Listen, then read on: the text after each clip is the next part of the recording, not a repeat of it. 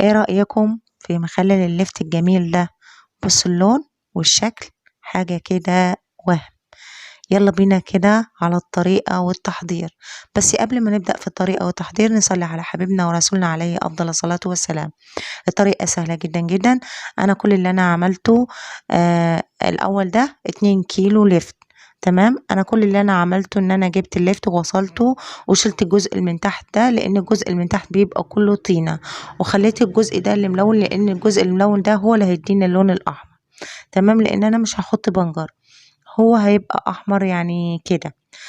بعد كده هجيب الملانشة وابتدي ايه اقطع اللفت. انا هقطعه جزء بالسكينة عشان لو محدش عنده المبشرة، وجزء بالمبشرة اللي هي بتاعة البطاطس. تمام، هبدأ كده اقطعه كده على شكل حلقات عشان ابتدي اقطعه زي ما انا قلت لكم بالمبشرة دي مبشرة البطاطس اكيد موجودة في كل بيت. هبتدي كده اقطع اللفت كده شرايح زي اللي احنا بنشوفه بنجيبه من بره يعني. تمام، زي ما قلت لكم لو ما فيش القطاعة دي هنعمل بالسكينة عادي، ما فيش اي مشاكل. تمام، شايفين الشكل كده. هنبدأ نقطع 2 كيلو اللفت كلهم زي ما انا قلت لكم، نقطعهم بالسكينة او نقطعهم بالمبشرة. تمام، حاجة سهلة مش هتاخد من وقتنا كتير، وهنقطع كل كمية اللفت دي 2 كيلو. حبيب قلبي، اللفت في الوقت ده بيكون مسكر لان اللفت ده في الوقت ده اوانه، فاللي عايز يخلي اللفت في الوقت ده اكتر من اي وقت. هنبتدي نقطع كل الكمية بالشكل اللي انتوا شايفينه اهو، كله كده اهو. الحاجة سهلة، وانا ما رميتش العروش اللي بتبقى من فوق كده في اللفت، لا خليتها لان برضو ما بتتخلل بتدي طعم جميل برضو مع اللفت، يعني بتبقى زيها زي اللفت بالظبط. تمام، انا شايفيني انا هقطع كل الكمية بالشكل اللي انا وريته لكم ده اهو يا حبايب قلبي. شايفين انا قطعت كل الكمية، بصوا شيء قطعته بالمبشرة زي ما وريتكم، وشيء قطعته بالسكينة زي ما انا قلت لكم اهو. دي بالسكينة اهو، دي بالمبشرة. شايفين، وانا عملت برضو العصب اللي من فوق انا ما رميتهوش، غسلته برضو زيه زي اللفت، بيتخلل بيبقى طعمه جميل اهو. عمل كل الكمية دي ما شاء الله. هنجيب البرطمان عندنا، اكيد اي برطمان عندك انت غسلاه ومعقماه. هبتدي انزل باللفت جوه البرطمان الاول من قبل ما احط المية. ليه؟ لان انا عايزة ال- اللفت في الاول.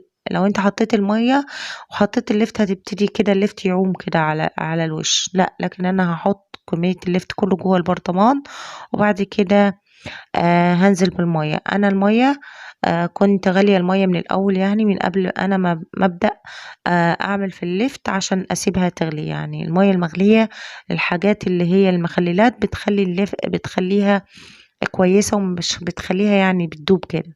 بعد كده هنزل بمعلقة سكر وثلاث معالق ملح، بس ده لتر مية.